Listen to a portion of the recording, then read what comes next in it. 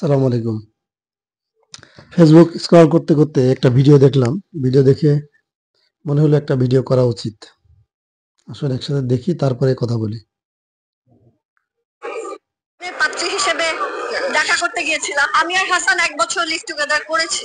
তারপর দুজন দুজনকে চুজ করেছি পার্টনার হিসেবে। তো এখনো হয়, এবং আমরা যে লিভ টুগেদার করেছি আমাদের দুজনেরই বাবা মার পক্ষ থেকে কোনো সমস্যা ছিল না, বরং আমার ভাই বোন বলেছে আগে একসাথে থেকে দেখো সারা জীবন থাকতে পারবা নাকি। একজন আসলো ইউকে থেকে, তোমাকে বিয়ে করতে, বিয়ে করে ফেললা, আবার জীবনটা শেষ হয়ে গেল, তার থেকে কি এটা ভালো না? দুজন দুজনকে দেখে নাও। তো আমরা দুজন দুজনকে দেখে তারপরে বিয়ে করেছি। তো সমাজও সেটা মেনে নিয়েছে। প্রথমে দেখে হঠাৎ একসেপ্ট করতে টাইম লাগিয়েছে, কিন্তু আলটিমেটলি হাসানকে মেনে নিয়েছে। তো আমার মনে হয় আমাদের সমাজও পরিবর্তন হচ্ছে, ডিভোর্স নরমালাইজড হয়েছে, লিভ টুগেদারও নরমালাইজ হচ্ছে এবং হবে ইনশাআল্লাহ। বাংলাদেশের মানুষ কিন্তু আগে থেকে এখন অনেক লিবারাল। যে মসজিদটাতে আমাদের বিয়ে হয়েছে মহাখালীতে, ওই মসজিদটাতে আমি আমার বন্ধুর বিয়ে খেতে গিয়েছিলাম। তো তখন আমার মনে হচ্ছিল যে আমি যদি বিয়ে করি এখানে বিয়ে করতে চাই। তো সামহাও ফরচুনেটলি এটা আমাদের বাসার পাশেই ছিল, আমরা গিয়ে ওখানে বিয়ে করলাম। আর মসজিদে বিয়ে পড়ানোর ব্যাপারটা অনেক ক্লিন থাকে। বাড়িতে হলে বা অন্য কোথাও হলে এই শব্দগুলো ঠিক মতো শোনা যায় না। আমি কাকে কবুল বলছি বা কি কবুল বলছি বোঝা যায় না। হানিমুনে এক সেকেন্ডের জন্য চোখ বন্ধ করে তারপরে একটু চিন্তা করুন, এরা কি ধরনের মানসিকতা বিলং করে। কোথায় কোথায় ইনশাল্লাহ বলতেছে, মসজিদে বিয়ে করছে সেটা বলতেছে, আবার বলতেছে 1 বছর লিভ টুগেদার করেছে। কি আশ্চর্য! এদের টার্গেট দেখছেন?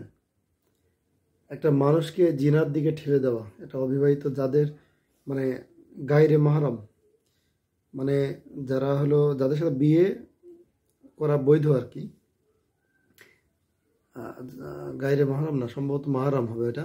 যাই হোক, মানে যাদের সাথে বিয়ে করা বৈধ, এরকম মানুষের সাথে আপনি কি বলে আইনত ইসলামী শরিয়া মতে কথাই বলতে পারবেন না। পাশে একজন পুরুষ বসে আছে জানলে একজন মেয়ের জোরে হেঁটে যাওয়া পর্যন্ত নিষিদ্ধ। যে তার শব্দ শুনে যদি বোঝা যায় যে একটা মেয়ে যাচ্ছে, এরকম এরকম কাজ করাও নিষিদ্ধ। আর সেখানে সে কিনা একটা মানে যাকে বিয়ে করবে তার সাথে 1 বছর থাকলো লিভ টুগেদার। লিভ টুগেদার কী হয় আমরা জানি না, জনগণ এই সমাজ জানে না। সমাজ মেনে নিয়েছে আপনাদের, না? সমাজ আপনাদের মেনে নিয়েছে। সমাজ কি বোঝেন আপনারা? আর কি বলতেছে, মসজিদে গিয়ে বিয়ে করছে, বিষয়টা ক্লিন থাকে, তারপরে ডিভোর্স নর্মালাইজ হয়েছে। এদের টার্গেটগুলো বুঝছেন তো? আপনার চোখে কিভাবে ধুলা দিচ্ছে, আমাদের চোখে কিভাবে ধুলা দিচ্ছে। এভাবে এগুলো প্রচার করেন না, এগুলো সমাজকে নষ্ট করে দিবে। কে কার বাবা, কে কার মা, এটাই বের করা মুশকিল হয়ে যাবে। আপনার লিভ টুগেদারের পিরিয়ডে একটা বাচ্চা যদি আপনার পেটে চলে আসতো, তখন তার পরিচয় কি দিতেন আপনি? আপনার জারজ বললে তো আপনি খেপে যাবেন। বিয়ের আগে জন্ম নিলে সেটা কি জারজই তো, নাকি অন্য কিছু? আপনি যে তার সাথে থাকলেন 1 বছর, তার সাথে যা কিছু হয়েছে এগুলো কি জিনা না? কি বোঝাতে চাচ্ছেন? বাংলাদেশ অনেক লিবারাল হয়ে গেছে। লিবারাল লিবারাল আপনাদের সোসাইটি, আপনাদের ধর্ম। ইনশাল্লাহ বলতেছেন কোথায় কোথায়। নিজেকে মুসলিম থেকে খারিজ করে দেন, তাহলে তো আপনাকে কেউ আর বাধা দিবে না। আপনি মুসলমান পরিচয় দিয়ে ইনশাল্লাহ ইনশাল্লাহ বলে আপনি এগুলো প্রচার করতেছেন, এগুলো কি হলো? কি বোঝাতে চাচ্ছেন? মুসলমানরা লিভ টুগেদার করে?